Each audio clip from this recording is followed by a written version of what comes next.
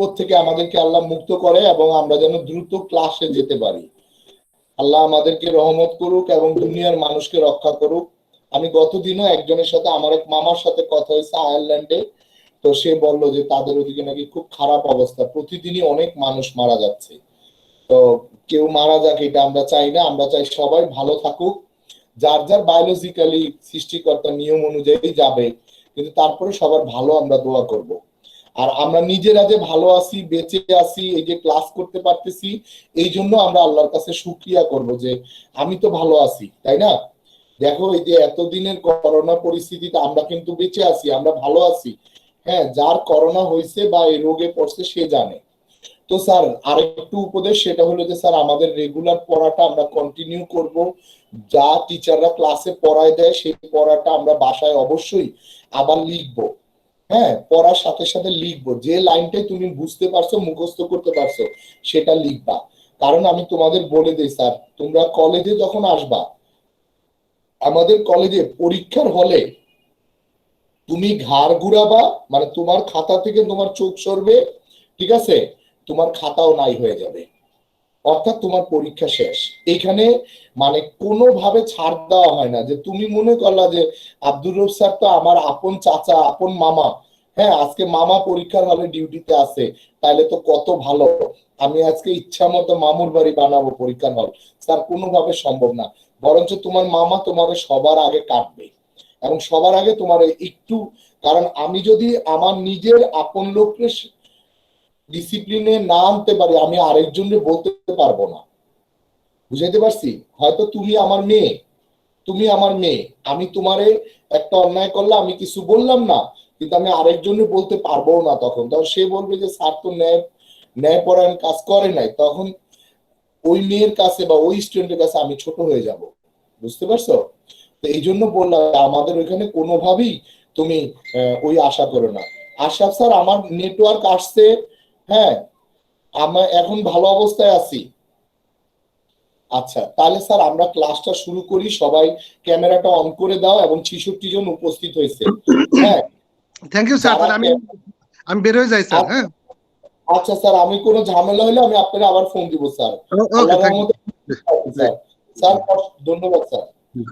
তো তোমরা সবাই ক্যামেরা অন করে রাখো, ক্যামেরা অন করলে ক্লাসের পোটেনশিয়ালিটিতে আরো বাড়ে এবং ভালো হয়। স্যার আমরা পরীক্ষার বন্ধের আগ পর্যন্ত যা করছি তারপরের হিসাবে আমাদের আজকে অনুভূমিক পাল্লা বা রেঞ্জ পড়ার কথা।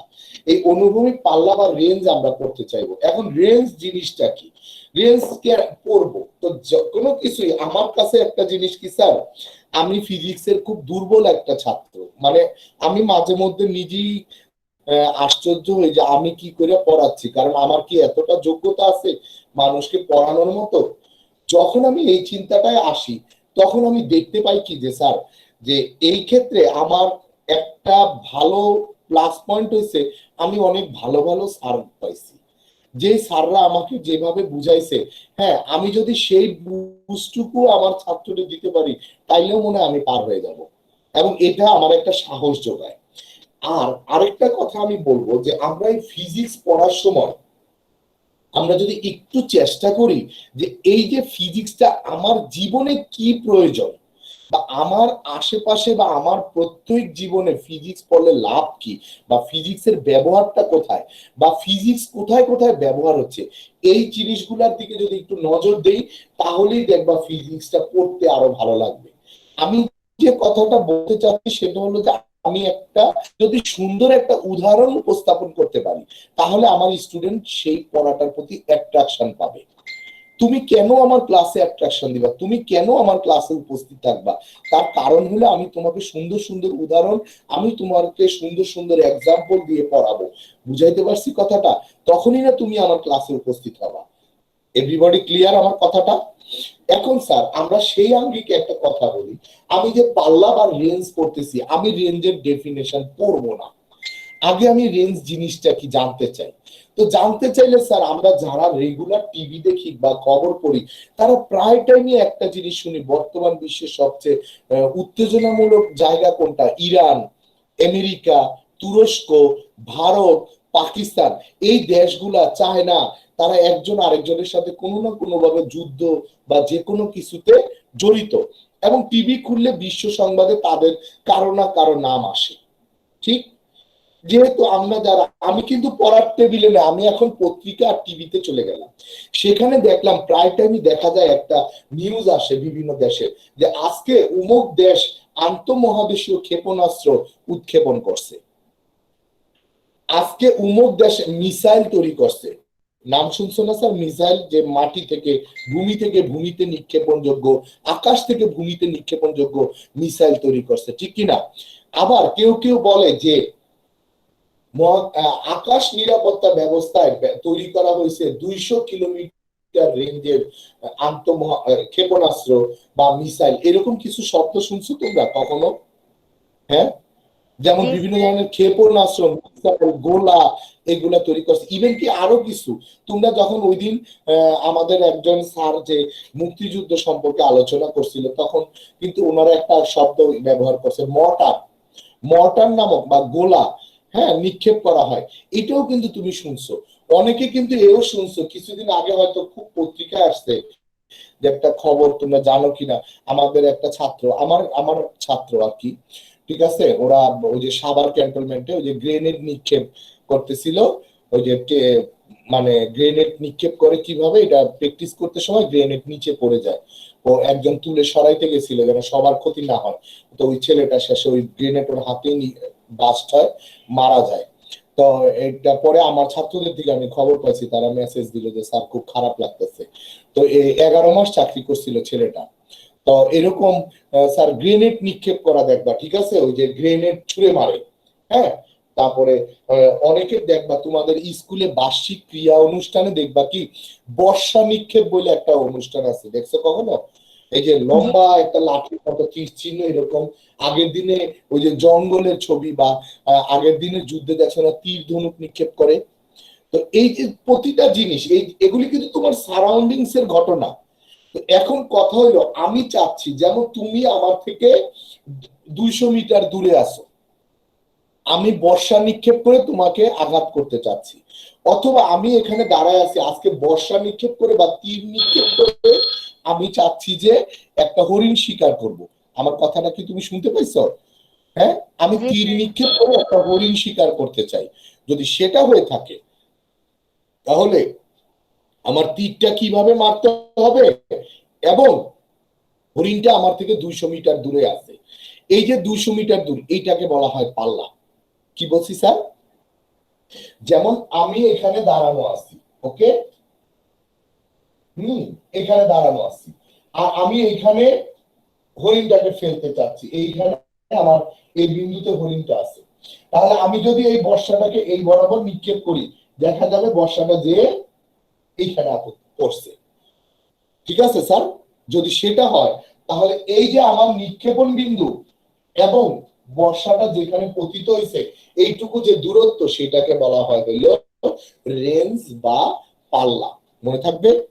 যেমন আমরা বলছি যে আন্তঃমহাদেশীয়, যেমন ধরো 1000 কিলোমিটার রেঞ্জের একটা মিসাইল ছুড়ে মারছি, তার মানে কি নিক্ষেপণ বিন্দু থেকে পতন বিন্দুর মধ্যবর্তী দূরত্ব কত? 1000 কিলোমিটার। কথাটা কি বুঝতে পারছো সবাই? হ্যাঁ, জি ফিজিক্সের এই অংশে অনেক কিছু, যদি তুমি সামরিক বাহিনীতে যাও, বিমান বাহিনী, নৌবাহিনী, সেনাবাহিনীতে, তোমার ফিজিক্স প্রচুর দরকার পড়বে, বিশেষ করে এই যে মেকানিক্স এর অংশগুলো, বুঝতে পারছো? হ্যাঁ, এগুলি দিয়ে তোমার অনেক কাজ আছে। তাহলে এইখানে আমরা রেঞ্জ বা পাল্লা বলতে কি বুঝলাম? রেঞ্জ বা পাল্লা বলতে বুঝলাম এটা একটা দূরত্ব, এবং এই দূরত্বটা কোন কোন দিকে গণনা করা হয়? অনুভূমিক দিকে। কোন দিকে স্যার? অনুভূমিক দিকে। ওকে, এবং অনুভূমিকে একটা বিন্দু থেকে আরেকটা বিন্দু পর্যন্ত পাল্লাটা গণনা করা হয়। মনে থাকবে? যেমন আমি বাংলাদেশে আছি, আমি এখন চাচ্ছি যে আফগানিস্তানে একটা মিসাইল মারবো, তাহলে বাংলাদেশ থেকে আফগানিস্তানের এয়ার ডিস্টেন্স কত? যদি আকাশে সোজা গণি, ধরলাম 1000 কিলোমিটার, তাহলে আমি 1000 কিলোমিটার পাল্লার একটা মিসাইল মারতে হবে। কথাটা কি বুঝাইতে পারছি? হ্যাঁ, কয়দিন আগে শুনছো না যে ইরান থেকে মিসাইল মারছে ইরাকে, আবার আফগানিস্তানে ওই যে নৌ জাহাজ থেকে, আমেরিকান জাহাজ থেকে আফগানিস্তানের উপরে বোমা নিক্ষেপ করা হয়, এরকম শুনছো না বিভিন্ন জায়গায়? যুদ্ধে লাইক আস। তো রেঞ্জ সম্পর্কে যখন আমরা জানলাম, তাহলে আমরা রেঞ্জের ডেফিনেশনটা এখন লিখার চেষ্টা করি। ঠিক আছে? হ্যাঁ, লেখো। তুমি এটার একটা সংজ্ঞা লেখো, প্রক্ষিপ্ত বিন্দু। প্রক্ষিপ্ত বিন্দু ও বিচরণ পথের শেষ প্রান্ত বিন্দু। বিচরণ পথের শেষ প্রান্ত বিন্দু। ঠিক আছে?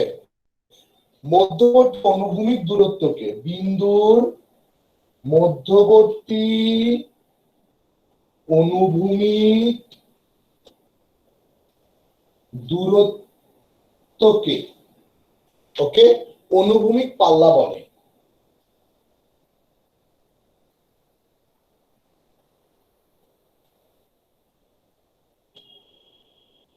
আল্লাহ, স্যার লিখতে পারছো? জি স্যার।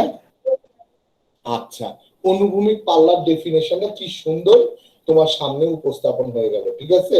হ্যাঁ, আচ্ছা, এইখানে আরো একভাবে এই সংজ্ঞাটা লেখা যায় যে প্রক্ষিপ্ত বস্তু, ঠিক আছে, নিক্ষেপণ স্থান থেকে সর্বোচ্চ উচ্চতায় গিয়ে আবার একই অনুভূমিক তলে ফিরে আসার সময় যে অনুভূমিক দূরত্ব অতিক্রম করে তাকে পাল্লা বলে। কথাটা কি শুনছো? প্রক্ষিপ্ত বস্তু যেখান থেকে যারা নিক্ষেপ করা হয়েছিল, নিক্ষেপণ বিন্দু থেকে এইটা তার সর্বোচ্চ উচ্চতা স্যার, ঠিক কিনা? ঠিক আছে না? এটা সর্বোচ্চ উচ্চতা গিয়ে আবার একই অনুভূমিক তল, অর্থাৎ যেই তল থেকে তাকে নিক্ষেপ করা হয়েছিল সেই একই অনুভূমিক তলে ফিরে আসলে সে অনুভূমিক দিকে যে দূরত্ব অতিক্রম করবে তাকে বলা হয় তার অনুভূমিক পাল্লা। ক্লিয়ার? এখন কেউ কি বুদ্ধি করে আমারে বলতে পারবা যে অনুভূমিক পাল্লা এই দূরত্বটা অতিক্রম করতে আমার প্রক্ষিপ্ত বস্তুটার কত সময় লেগেছিল? বিচরণ কালের সমান সময় লাগছিল, এবং এখানে বিচরণ কালের সমান সময় লাগছিল। তাহলে এই কথাটা রাখ। আরেকটা কথা বলো, এই প্রাসটাকে যখন আমি এই যে ভি0 বেগে নিক্ষেপ করলাম এটা থিটা কোণে, তাহলে প্রাসের নিক্ষেপণ বেগের দুইটা উপাংশ থাকে, একটা ভি0 cos থিটা, একটা কি ভি0 sin থিটা। তার অনুভূমিক দিকে প্রাসের কি কোনো ত্বরণ থাকে? না স্যার, থাকে না। কিন্তু সে এই পাল্লা দূরত্বটা অতিক্রম করছে কোন দিকে? অনুভূমিক দিকে না উলম্ব দিকে? অনুভূমিক দিকে। তাহলে অনুভূমিক দিকে তার কোনো ত্বরণ নাই, বা অনুভূমিক দিকে সে দূরত্ব অতিক্রম করছে।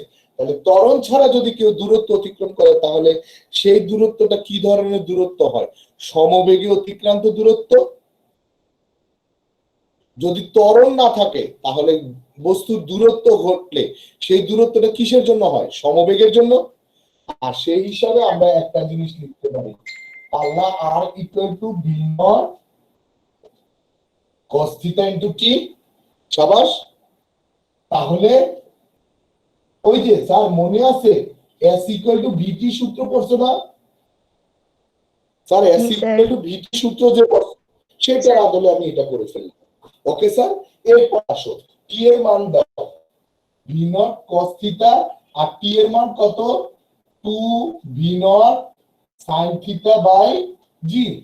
ঠিক কি না স্যার? বুঝতে পারছো? ইনিতা শুনতে পাচ্ছ মা? জি স্যার, শুনতে পাচ্ছি।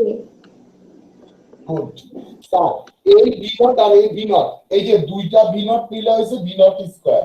2 sin থিটা cos থিটা কি হবে? sin 2 theta. তাহলে পাল্লার সমীকরণ বের হয়ে আসলো না স্যার?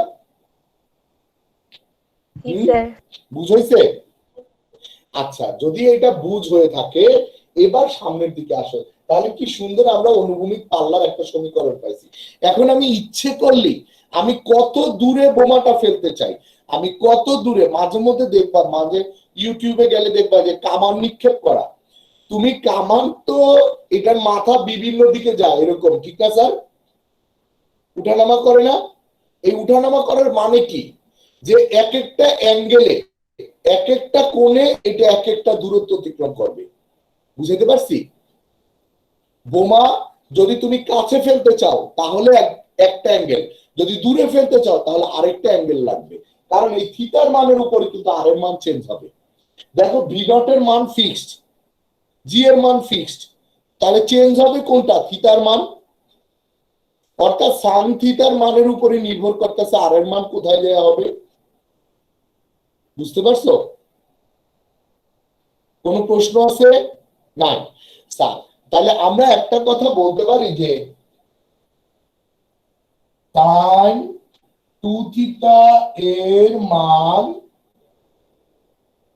সর্বোচ্চ হলে আর ম্যাক্সিমাম হবে, ঠিক কিনা স্যার? জাহিন ঠিক আছে না আমার কথা? জি স্যার। আচ্ছা, এবার আসো তাহলে সাইন টু থিটার সর্বোচ্চ মান কত বলো তো? 1। হ্যাঁ, সাইন টু থিটার সর্বোচ্চ মান হচ্ছে +1, আর সাইনের মান কিন্তু +1 -1 দুইটা হইতে পারে। বুঝতে পারছো? তাহলে এইটা হয়ে গেল, তার মানে কত? Sine two theta equal to sine 90, তাহলে two theta equal to 90, theta equal to 45 degree.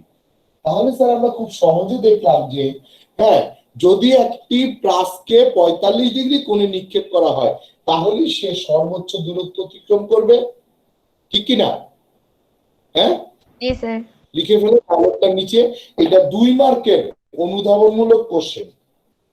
যদি একটি প্লাসকে 45 ডিগ্রি কোণে নিক্ষেপ করা হয় তাহলেই সে তার সর্বোচ্চ অনুভূমিক দূরত্ব অতিক্রম করবে।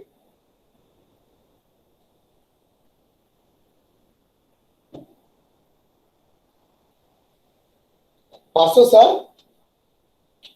ইনিতা হয়েছে? গুড। তাহলে স্যার তাহলে সর্বোচ্চ পাল্লা কত? ভি নট স্কয়ার বাই জি, ঠিক আছে?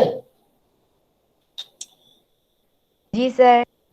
সর্বোচ্চ পাল্লা, সাবাস। তাহলে আমরা সর্বোচ্চ পাল্লা সম্পর্কে জেনে গেলাম এবং কত কোণে নিক্ষেপ করলে সর্বোচ্চ পাল্লা হবে সেটাও আমাদের জানা হয়ে গেল। আচ্ছা, এখন স্যার এই জিনিসটা যদি আমরা জানি, স্যার আমরা কি অনুভূমিক দিকে নিক্ষিপ্ত প্লাস করছিলাম স্যার? আচ্ছা আমি পড়াচ্ছি, শোনো স্যার, এইটুক তোলা হয়েছে সবার? জি স্যার। এবার দেখো অনুভূমিক দিকে নিক্ষিপ্ত,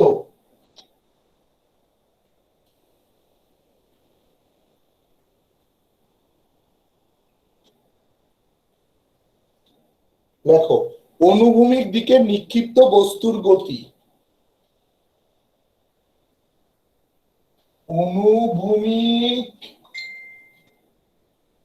দিকে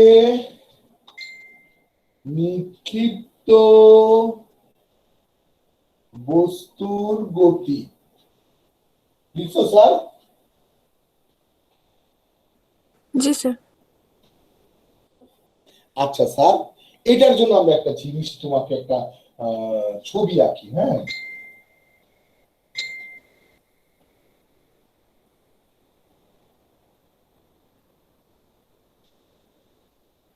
দেখো ও অনুভূমিক দিকটারে তুমি এক্স দিয়ে করো, এটা হলো ওয়াই দাও, ঠিক আছে? হ্যাঁ স্যার। আর এই অনুভূমিক দিকে একটা বস্তু ভি নট বেগে নিক্ষেপ করা হলো, ঠিক আছে?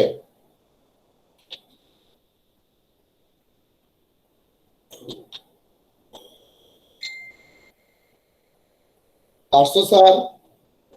जी सर। जी सर।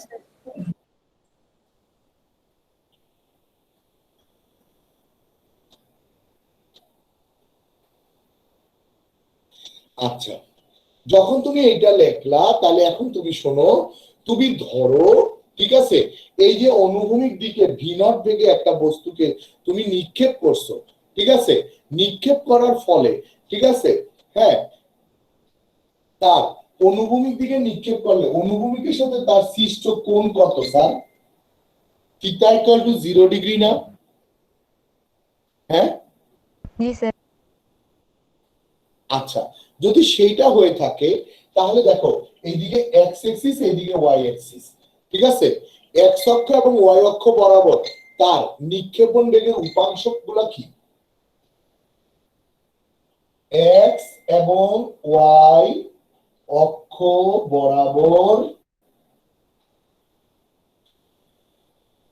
নিক্ষেপণ বেগের উপাংশ সমূহ ভি এক্স নট সমান ভি নট কস থিটা, ঠিক কি না স্যার? जी सर। হ্যাঁ, ভি নট কস 0 ডিগ্রি সমান কত? V naught. আর ভি ওয়াই নট সমান ভি নট সাইন থিটা সমান ভি নট সাইন 0 ডিগ্রি। তার মানে কি দেখলাম? উলম্ব দিকে তার কোনো বেগের উপাংশ কি আছে স্যার? No sir. উলম্ব দিকে তার কোনো বেগের উপাংশ রইল না, ঠিক আছে। এখন স্যার তুমি যদি ও বিন্দুটাকে মূল বিন্দু ধরো, ওকে কি ধরলা? মূল বিন্দু, অর্থাৎ ও বিন্দুর স্থানাঙ্ক দেখো x naught equal to 0, y naught equal to 0 ধরতে পারো না? ওকে মূল বিন্দু।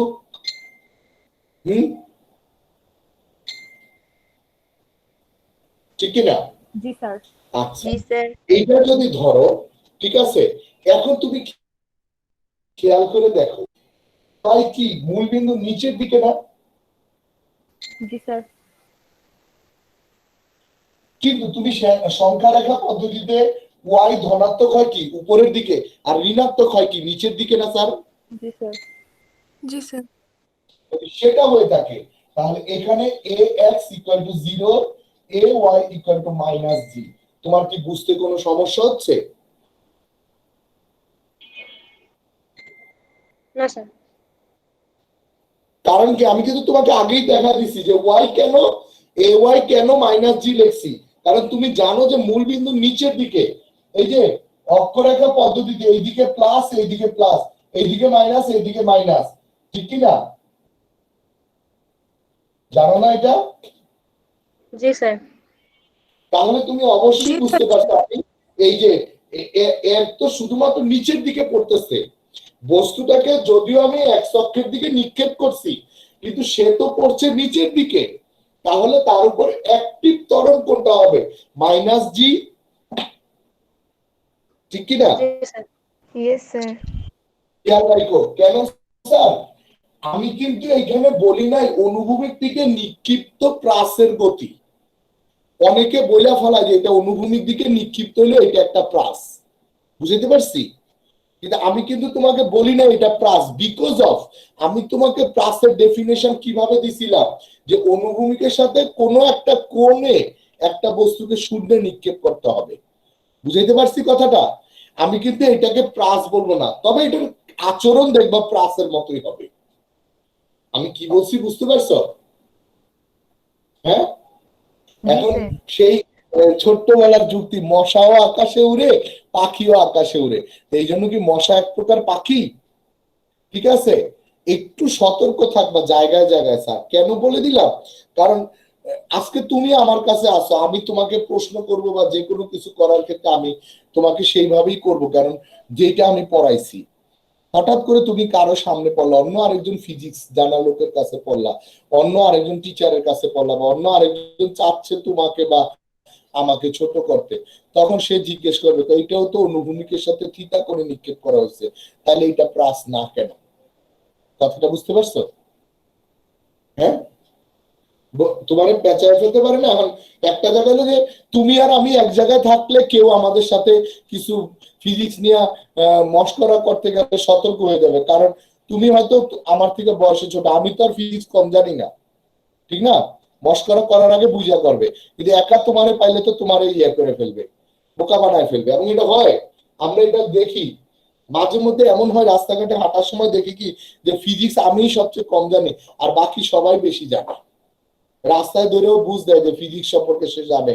তাহলে আমরা যে এই যে 20-25 বছর পড়াশোনা করলাম, এই যে 10-15 বছর ধরে স্টুডেন্ট পড়ে যাচ্ছি, আমরা কিছুই জানি না। বুঝতে পারছো? এটা বাস্তবতা এটাই। এই জন্য সতর্ক থাকবা। ওকে স্যার, এবার আসো ax = 0, ay = -g। এখন তুমি যখন এইটার মধ্যে আসলা, এবার আসো শোন, আমি টি সময় পরে এই যে এখান থেকে বস্তুটাকে নিক্ষেপ করছিলাম, সে টি সময় পরে যায়া কোথায় পৌঁছাইলো স্যার? আমার এই পি বিন্দুতে পৌঁছাইলো। ওকে স্যার, জাহিন বুঝছো? जी सर। এখন পি বিন্দুর স্থানাঙ্ক আমি দিলাম কত স্যার? X Y. বুঝতে তো কোনো সমস্যা নাই।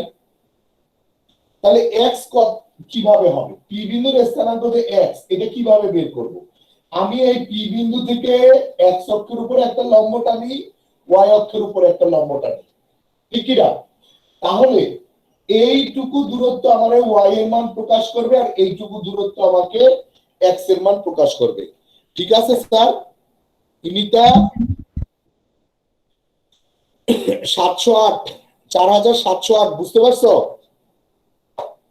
Yes, sir. গুড। তাহলে আমি এক্স আর ওয়াই এর মান পাবো এখান থেকে। ঠিক আছে সবাই? এখন তুমি একটা কাজে আসো, স্যার এই যে এক্স কোন দিকে? এক্স অক্ষের দিকে। তাহলে আমি কি এটা লিখতে পারি না যে x = v x0 t বা x = v0 t লিখতে পারি?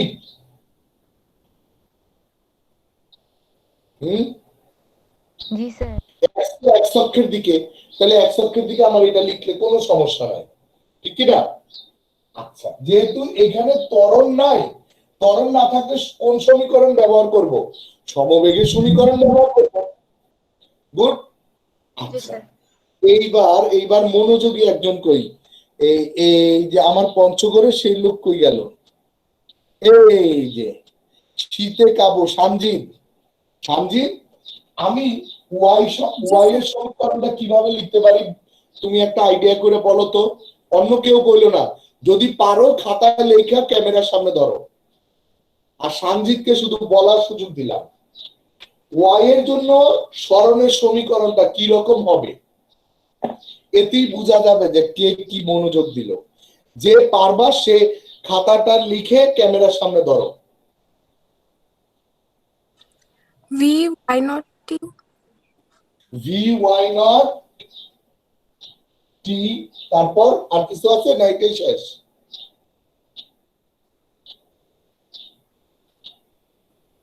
আচ্ছা, এই যে একজন আমাদের ধরছে সবার প্রথম vy0 t মাইনাস, স্যার একটু খাতাটা ডানে নাও, তোমার সমীকরণটা শেষ মুহূর্তে ভুল করছো। আচ্ছা, জাহিনেরটা দেখি এবার। জাহিন, তোমার খাতাটা কই? তোমারটা একটা জায়গায় সিম্পল একটা মিস্টেক করছো, দেখো তুমি হাফ লেখো নাই। सर। জাহিন না, এটা হলো 524, ঠিক না স্যার? হ্যাঁ, বা এখানে হবে হলো plus half ay t square. এই ইকুয়েশনটা সুন্দর করে লিখলে vy0 এর মান তুমি আগেই 0 বানায় রাখছো, 0 * t minus half g t square. কারণ ay এর মান তুমি মাইনাস জি আগের থেকে জানো, ঠিক আছে? তাহলে y = minus half g t square. পাইছো সবাই? আমার হিসাবে স্যার এত হোমওয়ার্ক টোমওয়ার্ক দেওয়ার দরকার নাই, ক্লাসেই বোঝা যায় কে ক্লাস করে। বুঝতে পারছো? আর যারা ক্যামেরা অফ রাখছে তাদের ব্যাপারে আমি কোনো মন্তব্য করব না, ঠিক আছে? শুধু তোমরা দোয়া করো কলেজ যেন দেরিতে খুলে, কারণ তাহলে তোমরা বেঁচে যেতে পারো। বুঝতে পারছো? কারণ কলেজ খোলার পর আমি প্রত্যেকের রাফ খাতাগুলা ধরবো, এবং যারা তোমরা আমারে চিনো না, তোমরা কোনো গার্জিয়ান বড় ভাই বোন থাকলে তারে জিজ্ঞেস করে আমি কি করি। আমার ক্লাসে খাতায় না লেখে এবং ডেট দিয়ে দিয়ে তুমি প্রতিদিনের ক্লাস ওয়ার্ক তুলবা। আমি যদি না পড়াই সোজা টান হয়ে দাঁড়ায় বলবা যে স্যার আপনি আমাদের এইটা পড়ান নাই, আর আমি পড়ায় রাখছি আর তুমি পড়ার উত্তর দিতে পারো নাই, সেটা আমি কড়াই গন্ডায় তুলে নেব। এখানে কোনো বেড়াইতে আসা হয় নাই। তোমার বাবা কষ্টের উপার্জন দিয়ে তোমারে পড়তে পাঠাইছে, কলেজে পাঠাইছে।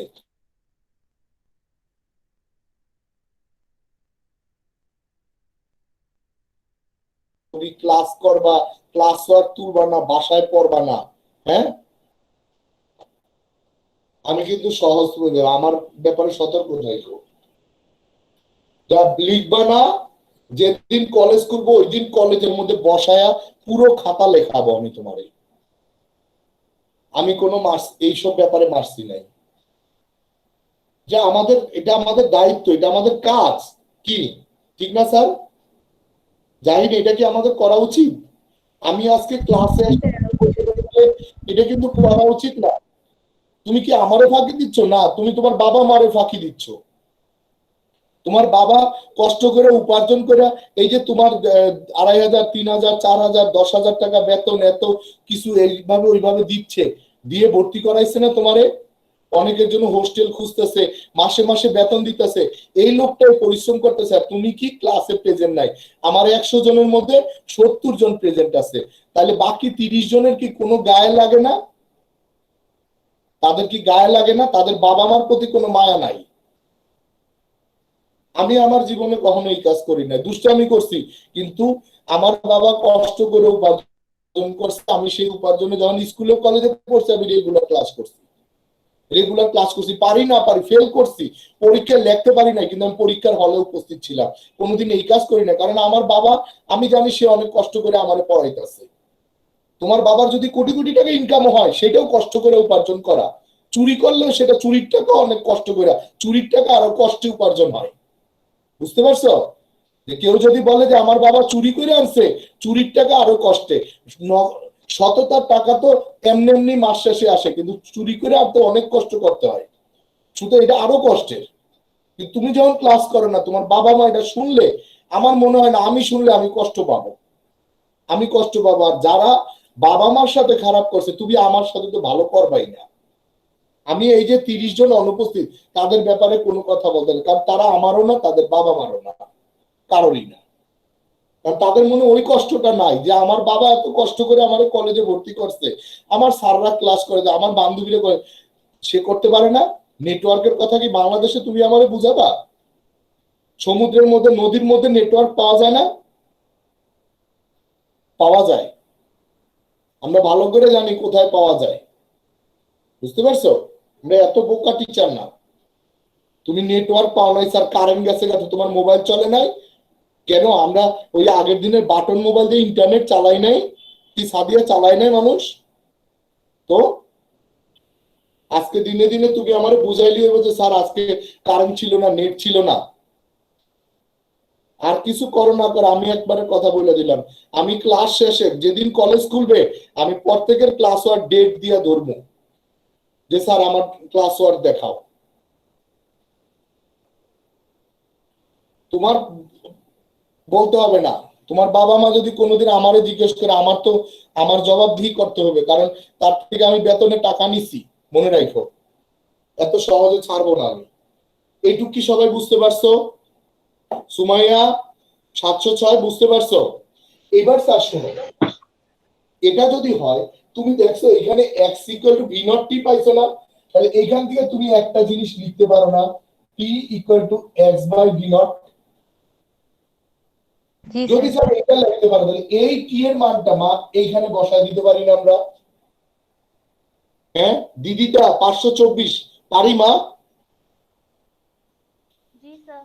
এইটা বসাই দিয়ে দেখো তো আবার y ইকুয়াল টু কত আসে? Minus half g x square by v naught square, ঠিক কিনা?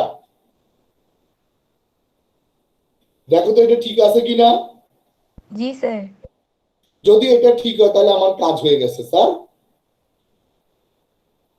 ওকে, এই যে সমীকরণটা আমি পেলাম, ঠিক আছে, এই সমীকরণটাকে স্যার আমি একটু ডান দিকে বোর্ড বুঝবো এখন। হ্যাঁ স্যার, এই সমীকরণটাকে আমি কি লিখতে পারি? y equal to minus g two v naught square x square, এভাবে লেখা যায় স্যার?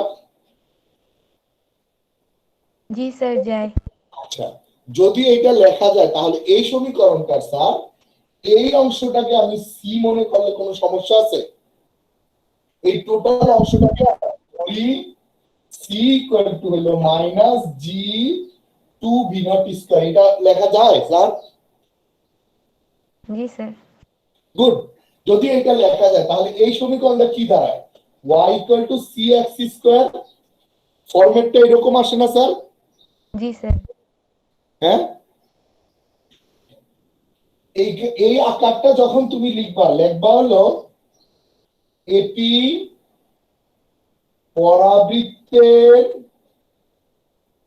সমীকরণ, লিখছ? অতএব কি লেখা যায়? উঁচু স্থান থেকে অনুভূমিকভাবে নিক্ষিপ্ত, অতএব উঁচু স্থান থেকে অনুভূমিক ভাবে নিক্ষিপ্ত বস্তুর গতি, গতি না লেখা চলরেখা, চলরেখা পরাবৃত্ত।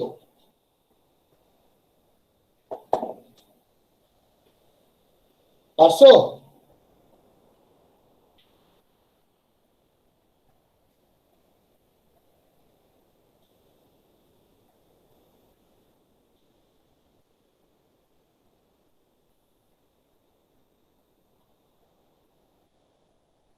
পাঁচশো আঠারো বুঝতে পারছো? 518 বুঝতে পারছো? জি স্যার, বুঝতে পারছি। আর তুমি খেয়াল করছো আমি পুরো ক্যালকুলেশনে কোথাও কিন্তু লিখি নাই যে এটা একটা প্রাস। না স্যার। খেয়াল করো কিন্তু, সাবধান থাকো। হ্যাঁ, কিন্তু দেখা কিন্তু ওই যে প্লাসের মতো পরাবৃত্ত আছে কিন্তু আমি কিন্তু লিখি নাই, এই ভুলটা করো না। ওকে, এখন স্যার আমরা যে তোমাকে এই যে সমীকরণটা বের করে দিলাম, হ্যাঁ, এইটা তাহলে ফলাফলটা কি হলো? যে এরকম উঁচু দিয়ে যাওয়ার সময় এখান থেকে একটা বস্তু ফেলে দিলে সে এইখানে আইসা পড়বে, তাই না স্যার? আচ্ছা, এইটার সাথে সিমিলার একটা এক্সাম্পল আমরা খুঁজি। স্যার তোমরা কখনো শুনছো যে বন্যা দুর্গত এলাকা যেখানে গাড়ি ঘোড়া যেতে পারে না তখন বিমান থেকে ত্রাণের বস্তা ফেলে বা প্যাকেট ফেলে হয়? শুনছো কখনো? আবার বিভিন্ন ইংরেজি ছবিতে দেখবা, ইংলিশ ছবিতে যে বিমানের পিছন দিকে কেবল বস্তার পর বস্তা ফেলে দিচ্ছে আর বিমানটা উড়ে যাচ্ছে, ঠিক কিনা? বিমান তো দাঁড়ায় নাই, সে গতিশীল। তাহলে এখানে তুমি খেয়াল করো যে এই যে এটা একটা বিমান, ধরো এটা একটা বিমান, এই বিমান থেকে আমি এই ত্রাণের বস্তাটা ফেলতে চাই। কোথায়? এই যে আমার ত্রাণ শিবিরে ফেলতে চাই।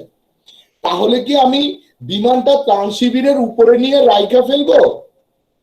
না, যদি চলমান অবস্থায় বিমানটা চলতেছে আর আমি ত্রাণের প্যাকেটটা ফেলে দিচ্ছি, তাহলে এটা কি এভাবে যেতে পড়বে না ত্রাণ শিবিরে? जी सर। তার মানে হলো আমার বৈমানিককে ক্যালকুলেশন করতে হবে আমি কত উচ্চতায় আছি, ওই উচ্চতা এবং বিমানের গতিবেগ এই দুইটা কাউন্ট করতে হবে। তাকে কাউন্ট করলে সে কি কাজটা পাবে দেখো তুমি। এই যে ছবিটা সমীকরণটা পাইছো না তুমি স্যার? হ্যাঁ, তুমি কত বেগে বিমান চালাচ্ছ এটা তো তুমি জানো, ঠিক না স্যার? আর এখানে মাইনাসের দরকার নাই, ওই সময় মাইনাসটা দিকের কারণে আসছিল, এখন দিক ঠিক আমার দরকার নাই, ঠিক আছে ভাইয়া? তুমি তো জানো কত বেগে বিমান চলতেছে, তুমি ভালো করে জানো একটা বিমান কত বেগে চলে। আরে ভাই, বিমানের ড্যাশবোর্ডের মধ্যে তো স্পিডোমিটারের কাটাই আছে, ওইটা দেখবা, একটু দেখলেই বুঝে দেবা। আহা, আসো সামনে। তুমি কত উপর দিয়ে বিমানটা চালাচ্ছ সেটা কি আমার তোমার বলে দিতে হবে? হ্যাঁ, তাহলে ওয়াই তুমি জানো, বিমান তুমি জানো, জি এর মান কে না জানে বলো তো? তোমার পাশে ছোট ভাই বোন থাকতো, ওরা ডাইকা জিজ্ঞেস করে এদিকে আয় তো, বলতো জি এর মান কত, তুমি যাই না যাবা, এটার জন্য বই খুঁজতে হবে না। তাহলে 1 2 3 তিনটা প্যারামিটার তুমি জানো। প্যারামিটার কয়টা আছে এখানে? 4টা। 3টা জানো, আর একটা কি বের করতে পারবা না? পারবো। তাহলে তুমি কতটুকু অনুভূমিক দূরত্ব থেকে বোমাটা ফেলতে হবে বা প্রাণের প্যাকেটটা ফেলতে হবে, এটা কি তুমি সহজে বের করতে পারবা না? হ্যাঁ, জি স্যার। তাহলে এইবার বুঝছো যে এতক্ষণ ধরে আমি যে ক্যালকুলেশনটা তোমাকে শিখাইছি, এই ক্যালকুলেশনটা আমার ব্যক্তি জীবনে কি দরকার আছে? যদি আমি একজন বৈমানিক হই, আমি ইন্টারমিডিয়েট পাশ করে বাংলাদেশ বিমান বাহিনীতে প্রবেশ করতে পারি পাইলট হিসাবে, তখন আমাকে যে বিমান চালানোর সময় যে বোমা নিক্ষেপ করার, দেখবা অনেক জায়গায় দেখায় ট্রেনিং এ শতভাগ সাকসেসফুল, একদম ঠিক জায়গা মতো বোমা পড়ছে। এটা কিভাবে সম্ভব হয়েছে? ওই বৈমানিক ক্যালকুলেশন করে নিছে, অথবা তার বিমানের মধ্যে মেশিন আছে, এত উচ্চতায় এত দূরে ফালাইতে চাইলে তুমি এইখান থেকে ছাড়ো বিমানকে। বুঝতে পারছি? সবাই ক্লিয়ার? জি স্যার। এই ধরনের অঙ্ক হবে, এরকম থিম দিয়ে তোমার অঙ্ক দিবে, বুঝতে পারছো? সেই অঙ্ক তোমার করতে হবে, এটা যেন মাথায় থাকে সবার। তাহলে যে তুমি আস্তে আস্তে জিনিসগুলো ধরতে পারবে। এই প্রমাণ কেন পড়াইছি, এখন তুমি আরেকটা কাজে আসো। এখন আমরা একটা শর্টকাট মেথডে একটা কাজ করতে পারি স্যার। তুমি দেখো, তুমি y equal to minus half GT square, এই ধরনের সমীকরণ দেখো তোমার খাতায় আছে না? জি স্যার। হ্যাঁ, একটু আগে কোনো একটা সমীকরণ লেখাইছি। এখন আসো, এই ওয়াইটা কি ছিল? এই নিচের দিকে ছিল না? তার মানে এই ওয়াইটার বদলে আমি যদি এইটা লিখি, হ্যাঁ, মাইনাস এইচ, কোনো সমস্যা আছে? No sir. আর বিমানটা কত উচ্চতায় আছে? এইচ উচ্চতায় আছে। ধরো এই যে আমি এখানে দাঁড়ানো আছি, তো বিমানটা আমার থেকে কত উচ্চতায় আছে? এইচ উচ্চতায় আছে। উচ্চতা গণনা করে সবসময় কোন দিকে? নিচ থেকে উপরের দিকে, তাই না? আর বিমান থেকে বোমাটা ফেলবে নিচের দিকে, তাইলে বোমাটার গতি, যেটুকু পথ বোমাটা উল্লম্বভাবে অতিক্রম করবে, সেটা কি আমার উচ্চতার বিপরীত দিকে না? জি স্যার। বোমাটা আসবে নিচের দিকে, বোমা আসবে নিচের দিকে, আর আমি এই যে উচ্চতা স্কাউট করছি কোন দিকে? উপরের দিকে। তাহলে উচ্চতার আগে মাইনাস বসায় দেই, এই মাইনাস কি করবে? দুজন ঢিসুম ঢিসুম মারামারি করে দুজন কি হয়েছে স্যার? শেষ। কি বুঝতে পারছো স্যার? হ্যাঁ, এবার ঢিসুম ঢিসুম শেষে আমরা টি স্কয়ার ইকুয়াল টু কত লিখতে পারি? 2h/g লেখা যায়? Yes sir. তাহলে স্যার টি সমান কত? √2h/g।